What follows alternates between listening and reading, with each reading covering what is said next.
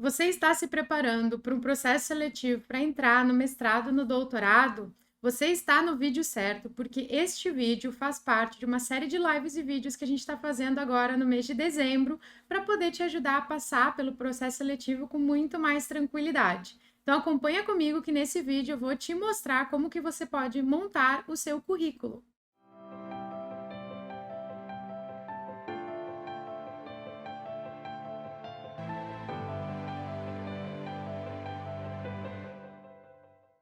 Olá, acadêmico! Olá, acadêmica! Se você está fazendo aquela tua listinha de metas para o ano de 2023 e lá tem um itemzinho passar no mestrado ou passar no doutorado, esse vídeo é o vídeo certo para poder te ajudar nessa preparação. Passar pelo processo seletivo do mestrado ou do doutorado requer uma grande preparação, um grande planejamento e até muitos meses antes. Não é aquele tipo de coisa que você acorda, nossa, vou entrar no mestrado e aí 2 semanas, 3 semanas você já tem que passar pelo processo seletivo. É sim uma preparação que requer tempo e se você tá com essa meta já para o ano que vem, vamos começar a pensar, planejar e se organizar desde agora para você fazer tudo com toda a calma, com toda a tranquilidade, estar super preparado ou super preparada para entrar então no mestrado ou no doutorado no ano de 2023. E se você tentou fazer o processo seletivo do mestrado, doutorado agora no ano de 2022 e não saiu muito bem, não desanima, porque é realmente um processo que requer nossa dedicação, requer nossa organização, requer tempo para se preparar. Então já vamos começar a pensar para o ano de 2023. Esse vídeo também é para você, para poder te ajudar, para poder te motivar a se preparar desde agora, para poder passar pelo processo seletivo com toda tranquilidade e ter muito sucesso, porque esse é só o início de uma longa carreira acadêmica. Essa série de vídeos a gente está fazendo desde o dia 29 de novembro, onde a gente fez uma live que a gente falou sobre como você pode escolher o seu curso de mestrado e doutorado. Então, se você não viu esse vídeo ainda, depois você corre lá e assiste. E no dia 6 de novembro, a gente também fez uma live falando sobre como você pode montar o seu pré-projeto. No vídeo de hoje, eu vou mostrar tudo sobre como você pode montar, então, o seu currículo. E aproveitando, se você ainda não é inscrito no nosso canal, já clica aqui embaixo, se inscreve e já marca a sinetinha para poder receber notificações de quando tem vídeo novo por aqui ou de quando a gente está ao vivo. E aproveita e dá uma olhadinha na descrição desse vídeo. A gente sempre deixa alguns links de materiais que podem te ajudar na tua pesquisa.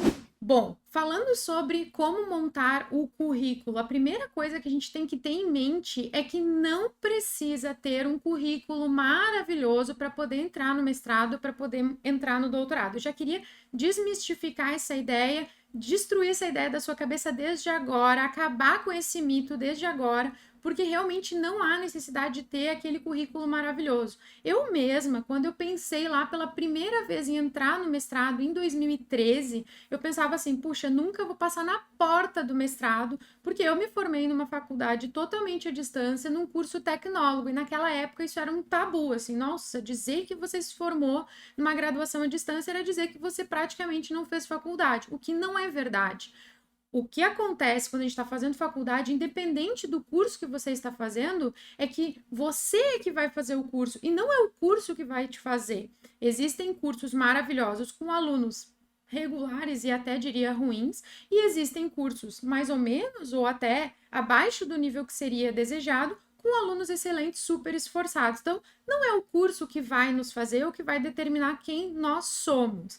Mas a gente tem essa ideia de que para passar no mestrado a gente tem que ter um currículo maravilhoso, tem que ter tido várias experiências como bolsista de iniciação científica, tem que ter publicações. E eu quero te mostrar que isso é totalmente irreal, com a minha experiência e com a experiência de várias pessoas que nos acompanham e participam dos nossos cursos. Não é necessário ter publicação científica para passar no processo seletivo do mestrado e não é necessário ter nossa, maravilhoso currículo para poder passar no processo seletivo do mestrado. Eu mesma, no meu currículo, quando eu passei no processo seletivo do mestrado, eu não tinha publicação nenhuma e eu também não tinha participado como bolsista de iniciação científica, afinal, minha faculdade era à distância, não tinha essa oportunidade. E mesmo assim, passei no processo seletivo e eu considero que eu fiz um mestrado bem feito, porque eu realmente me dediquei. Então, de novo, não é o currículo que vai determinar quem você é, mas a gente pode sim pensar em algumas atividades para você colocar no seu currículo para demonstrar que você é uma pessoa ativa, que você é uma pessoa engajada, que você é uma pessoa que realmente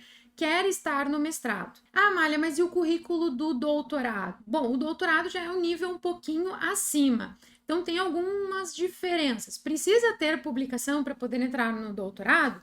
De novo, eu não vejo essa necessidade, pelo menos na maior parte dos programas de pós-graduação. Eu mesma, quando eu fiz os processos seletivos para o doutorado, lembrando que eu passei em segundo lugar geral no doutorado da PUC em administração e em primeiro lugar no processo seletivo do doutorado em administração, linha de pesquisa em marketing da URGS, e eu não tinha publicação científica no meu nome. Eu tinha meu currículo, participei da entrevista, mandei o meu pré-projeto e também tinha lá a prova da ANPAD, que é uma das etapas do processo seletivo do doutorado.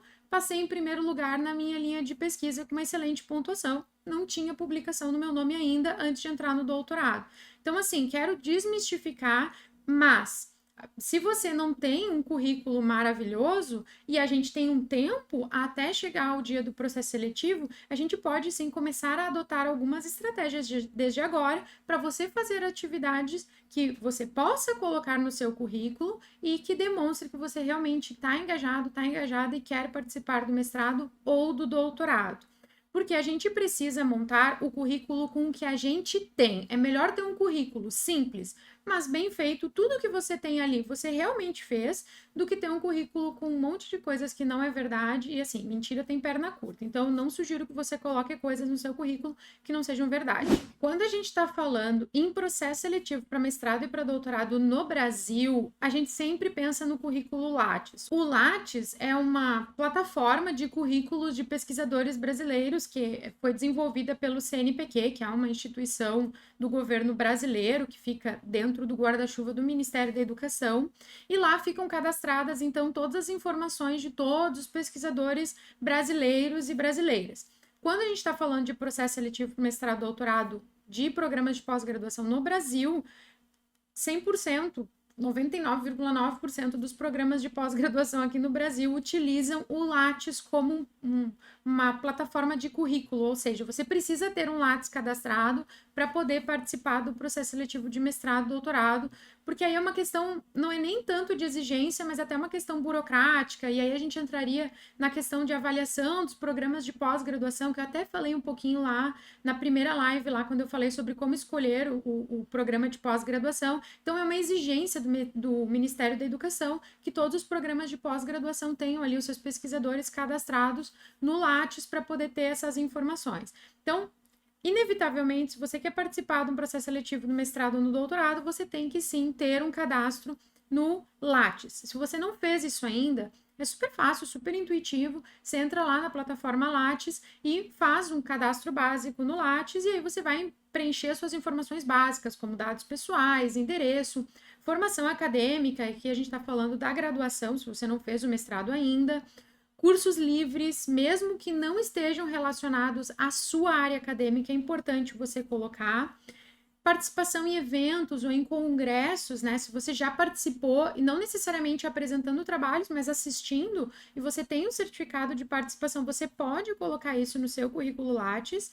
E, claro, a sua experiência profissional. Se você já está no mercado de trabalho, você pode e até deve colocar a sua experiência profissional no seu currículo, mesmo que não seja uma experiência acadêmica. A gente tem muito a ideia de que, nossa, como eu nunca fui professora universitária ou pesquisador, eu não vou colocar essa experiência que eu tive lá como, sei lá, como eu, por exemplo, né, tive experiência como assistente de marketing ou coordenadora de marketing em alguma empresa. Eu não vou colocar isso porque não é acadêmico. Não, tem que colocar sim a sua experiência profissional, querendo ou não.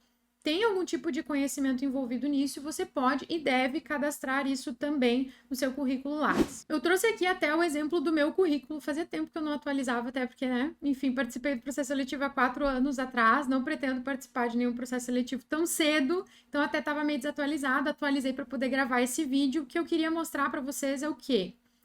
Coloca lá a formação acadêmica da graduação. Até vou trazer aqui o exemplo. Olha lá, tem a minha graduação em marketing, tem uma graduação interrompida que eu fiz em administração. Puxa, Malha, mas tu fez a graduação e interrompeu, tu vai colocar no Lattes, isso não fica feio. Claro que não. Se eu colocasse só que eu fiz graduação em marketing na Unisul, eu tenho um conhecimento X, correto? Como eu já tinha feito um ano de administração, que é um conhecimento complementar ao marketing, o que eu fiz? Eu coloquei nisso também, porque de certa forma está agregando esse conhecimento. Ou seja, eu fiz o tecnólogo em marketing, que é uma parte da administração, mas eu tinha feito anteriormente um ano de graduação em administração, então eu também tenho esse conhecimento agregado. Pode colocar ali sem problema nenhum. E eu, inclusive, coloquei aqui o curso técnico normal. O curso normal é uma espécie de técnico para ser professor de educação infantil e séries iniciais. Hoje em dia não é mais tão comum. Na minha época, quando eu fiz o ensino médio, era super comum esse tipo de curso. As pessoas faziam esse curso para ser professor de educação infantil e séries iniciais. Seria uma espécie de técnico em pedagogia, assim, fazendo uma comparação bem fraquinha.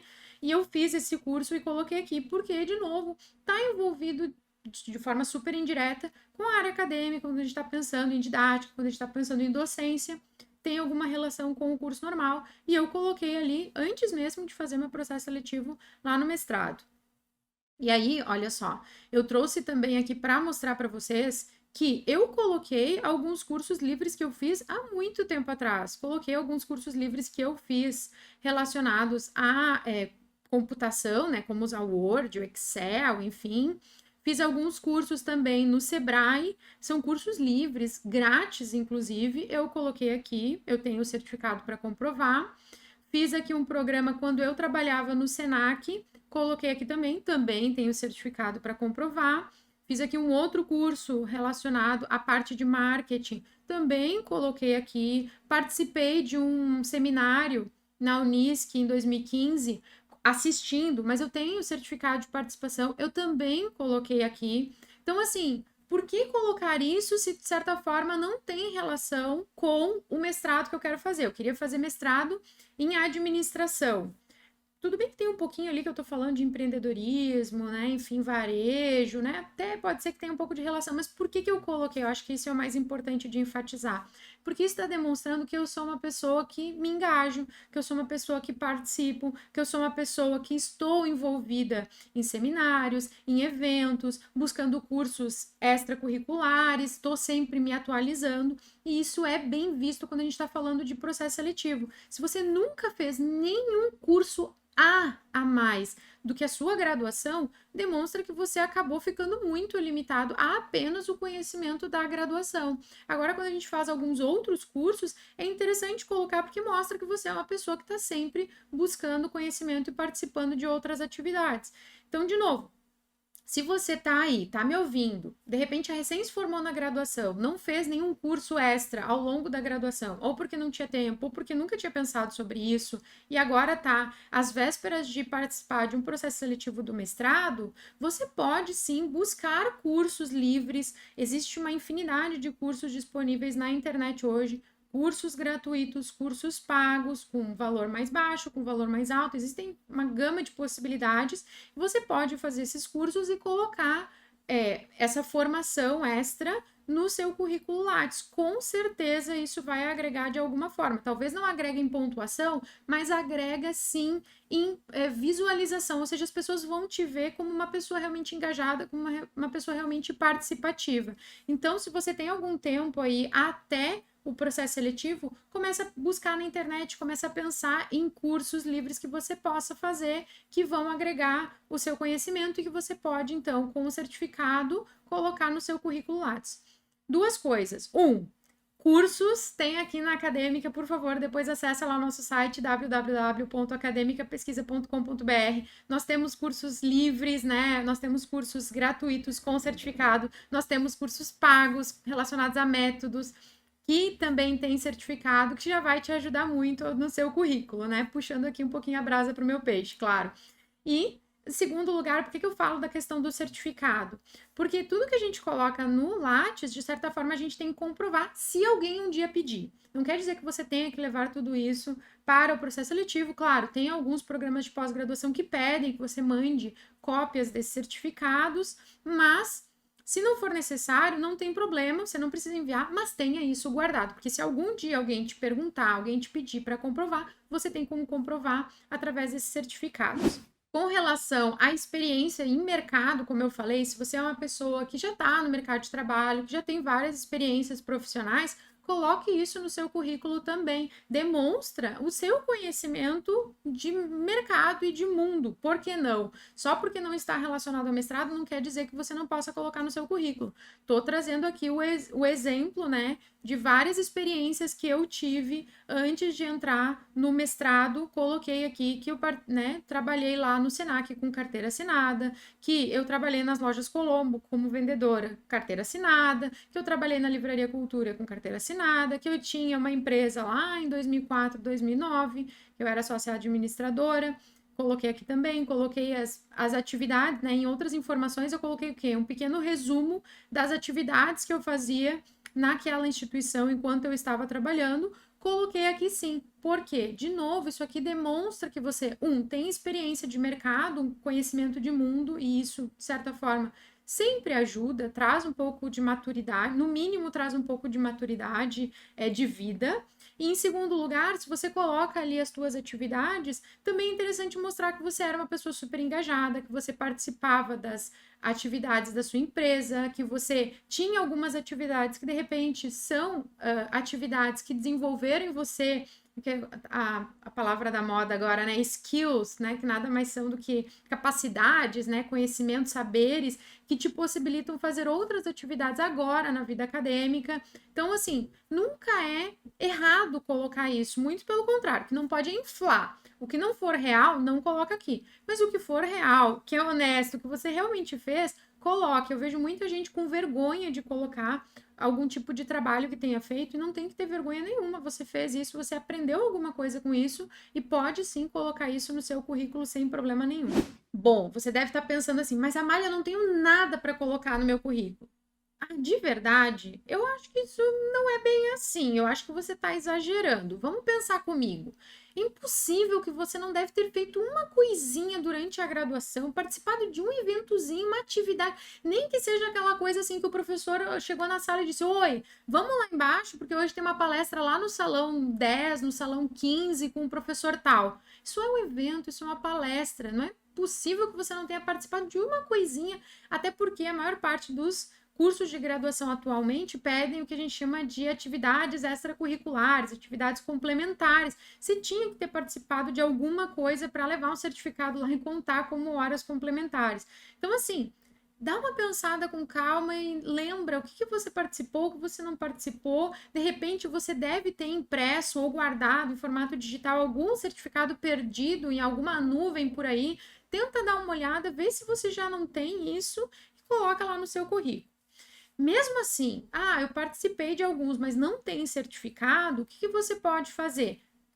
Talvez você não consiga, mas a tenteada é livre, como eu digo. Manda um e-mail para a organização do evento e pergunta se existe a possibilidade de você ter uma segunda via desse certificado.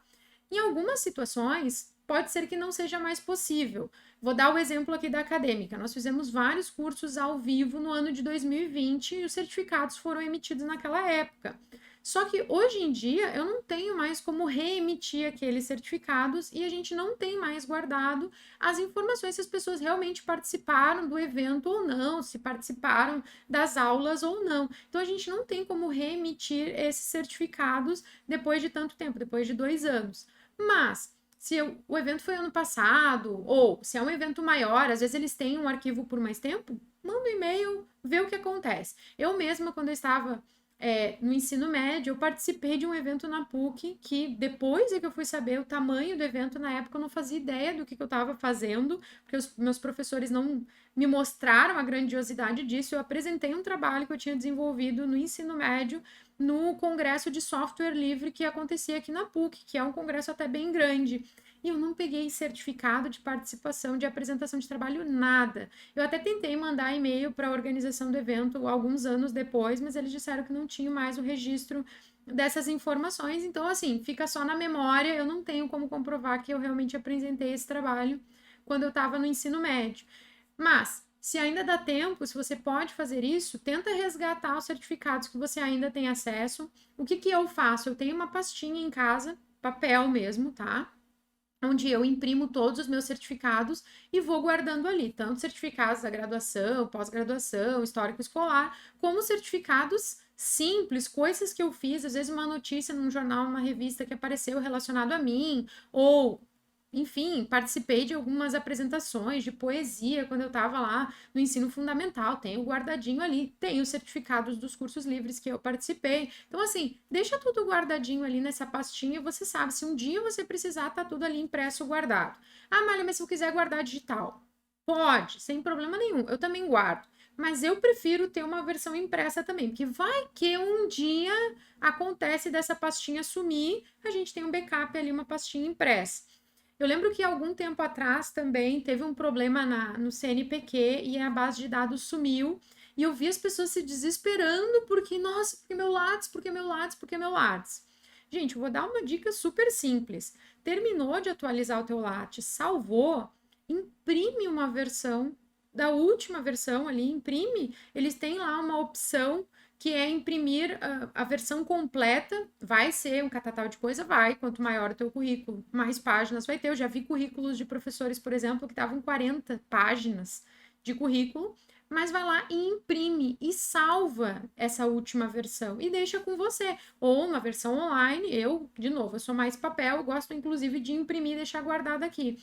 Ah, e a CAPES aconteceu alguma coisa, CNPq acabou com o banco, você tem a última versão. Vai dar um trabalho cadastrar tudo de novo? Vai, paciência. Mas pelo menos você não perdeu aquelas informações, está tudo ali salvo, bonitinho, tá? A gente sempre tem que, né, ter um pezinho atrás, a gente sempre tem que salvar um backup. Outra coisa legal também da gente colocar no seu currículo, né, se você tá aí no início da sua carreira, não tem muita coisa para colocar, é colocar trabalhos voluntários. Se você participou de algum tipo de atividade de forma voluntária, você pode solicitar algum tipo de certificado e colocar no seu currículo, ou mesmo pedir para a pessoa que você conversou lá para poder ajudar naquele evento, enfim, para ela emitir o que a gente chama de atestado. É uma folha simples onde ela vai atestar que você realmente participou de forma voluntária ou na organização daquele evento. Eu vou mostrar, inclusive, aqui no meu currículo Lattes, que eu fiz um estágio voluntário na organização e prática de uma jogoteca no colégio, enfim, lá em Viamão, em 2002, quando eu estava fazendo magistério.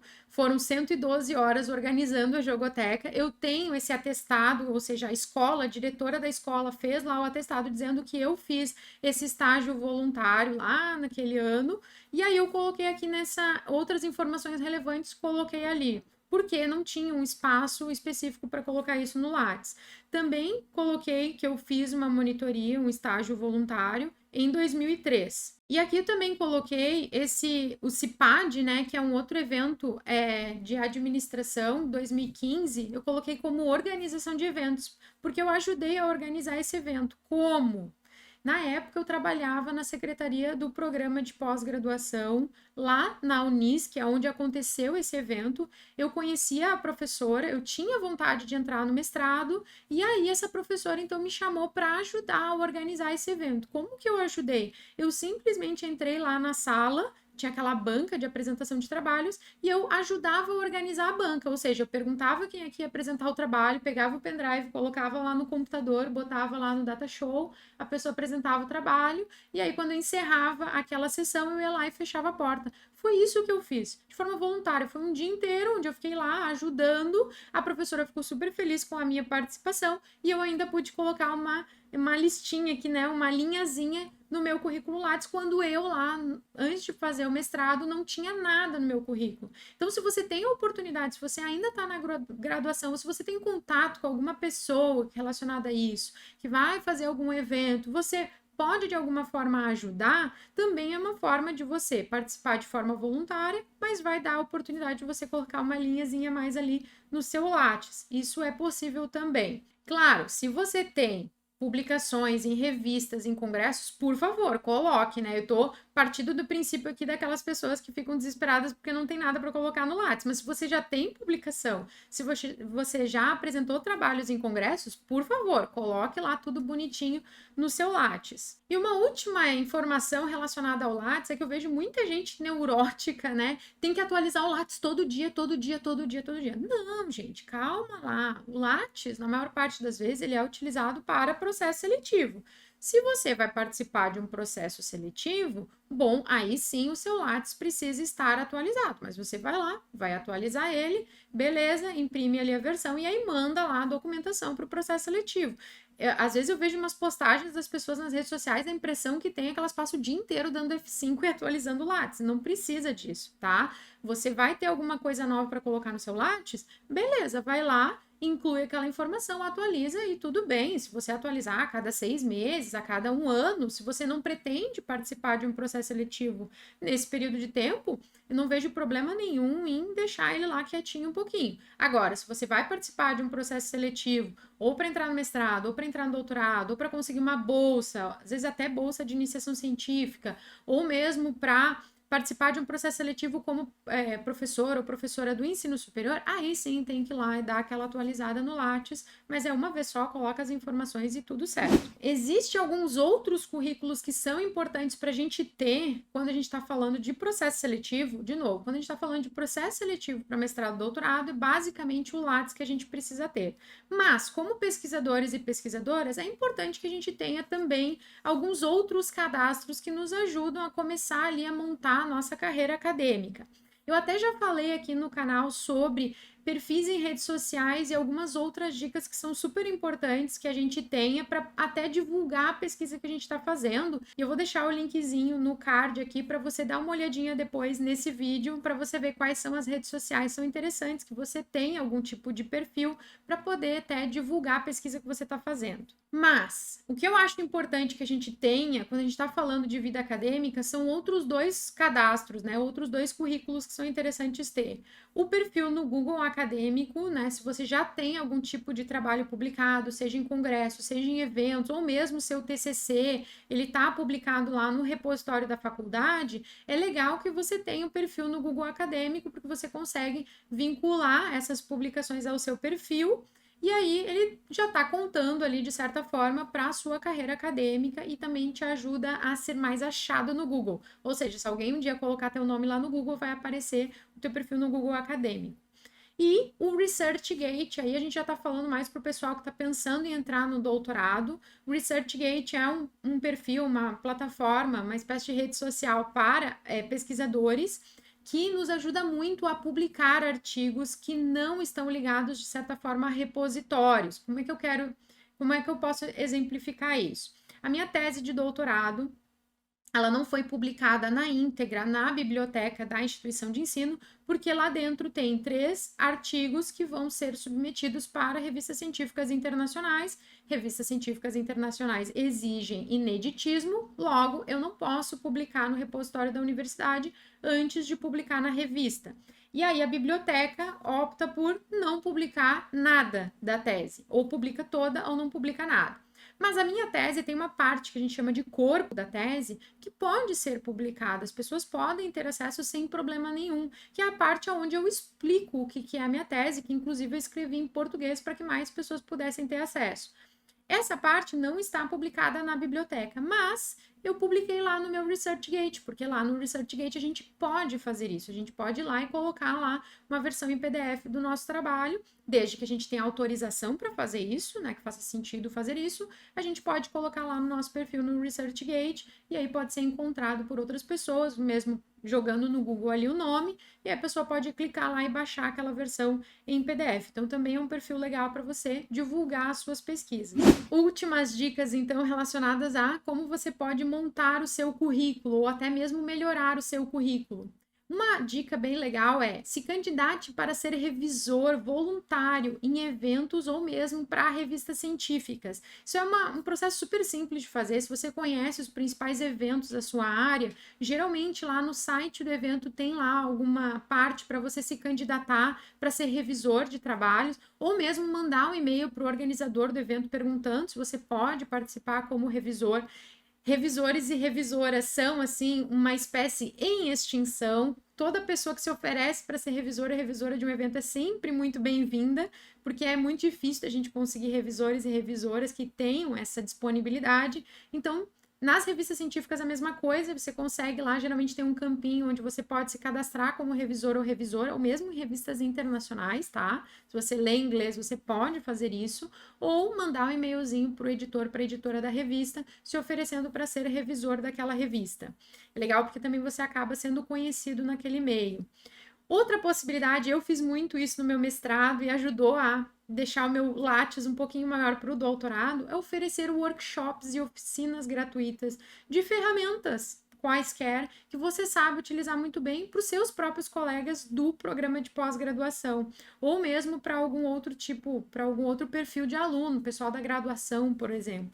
Então, eu sabia mexer no Mendeley, por exemplo, o Felipe também, a gente conseguiu a certificação de Mendeley Advisors e a gente começou a oferecer oficinas, workshops gratuitos, primeiro para os nossos colegas, depois para outras instituições de ensino, e cada oficina que a gente fazia, a gente recebia lá do pessoal da organização um atestado dizendo que a gente tinha oferecido aquela oficina, e aí isso ia lá para o nosso currículo que a gente tinha oferecido esse tipo de curso. Também é uma possibilidade para você colocar ali algumas linhazinhas a mais no seu currículo, se o seu currículo está praticamente vazio. Como eu falei, buscar atividades voluntárias, não só em eventos, organização de eventos, como também em pesquisas ou em grupos de pesquisa. A maior parte dos programas de pós-graduação tem grupos de pesquisa e geralmente esses grupos de pesquisa são super abertos, então você, de certa forma, pode participar das reuniões, mesmo que você não seja aluno regular do programa de pós-graduação. É uma forma de você se tornar conhecido pelos professores, as professoras, pelos futuros colegas e mesmo já começar a se envolver nessas atividades de pesquisa, auxiliar algumas pessoas na coleta de dados, na análise de dados, você vai aprender muito e ainda você pode colocar lá no seu currículo como uma atividade voluntária, desde que peça lá aquele atestado, que alguém assine lá o atestado para você. Você pode também participar de eventos, congressos que estejam acontecendo nas universidades próximas da sua casa, então hoje em dia a internet ajuda muito nisso, basta entrar no site das universidades e dar uma olhadinha ali nas agendas, ver o que está acontecendo, ou mesmo mandar e-mailzinho para o pessoal da secretaria ver o que está acontecendo, para você poder se engajar. Muitos eventos, muitas palestras têm entrada gratuita, você consegue ir lá e participar sem problema nenhum. Uma outra possibilidade é ver se o seu TCC está, de certa forma, ainda atualizado, ou seja, você se formou na graduação há pouquíssimo tempo, estou falando ali 1 ano, 2 anos, teu TCC tem um potencial para ser transformado em artigo, uma possibilidade é você transformá-lo em artigo e tentar publicar numa revista um pouco mais simples, ou mesmo num evento, num congresso, converse com o seu orientador, com a sua orientadora de TCC, mas eu já me formei há 1 ano atrás.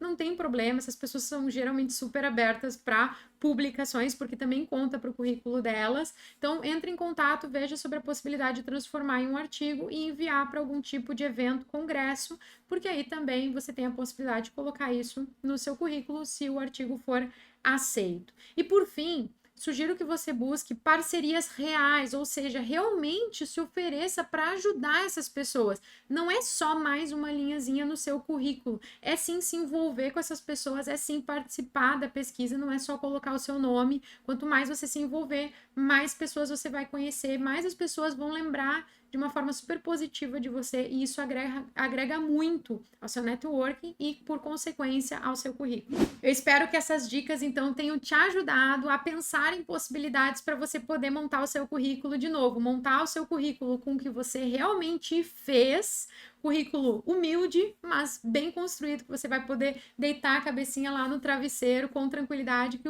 você tem um currículo ali simples, pode ser simples, não tem problema nenhum, mas você realmente fez cada uma daquelas linhas ali. E aí eu tenho certeza que isso vai ser um grande diferencial para você participar dos processos seletivos de mestrado e doutorado. E lembre-se, não precisa ter o currículo de Einstein para poder participar de um processo seletivo e passar no mestrado, passar no doutorado, mas você pode colocar atividades que você realmente fez lá no seu currículo de forma super honesta, porque afinal você realmente fez essas atividades. Bom, esse vídeo era sobre como montar um currículo e nós temos mais 2 vídeos para te ajudar no processo seletivo. O próximo vídeo vai ser publicado no dia 20 de dezembro sobre como se preparar para a prova do processo seletivo e no dia 27 de dezembro, então, o nosso último vídeo que é sobre como se preparar para a entrevista. Partiu o processo seletivo? Te vejo então em um próximo vídeo. Até!